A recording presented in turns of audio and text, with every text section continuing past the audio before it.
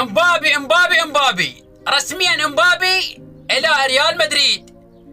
يعني هسه اوروبا خلت تنام من وقت بعد، خلت تنام العصر. جماهير برشلونة ناموا من وقت بعد، جماهير الدوري الاسباني ناموا من وقت بعد.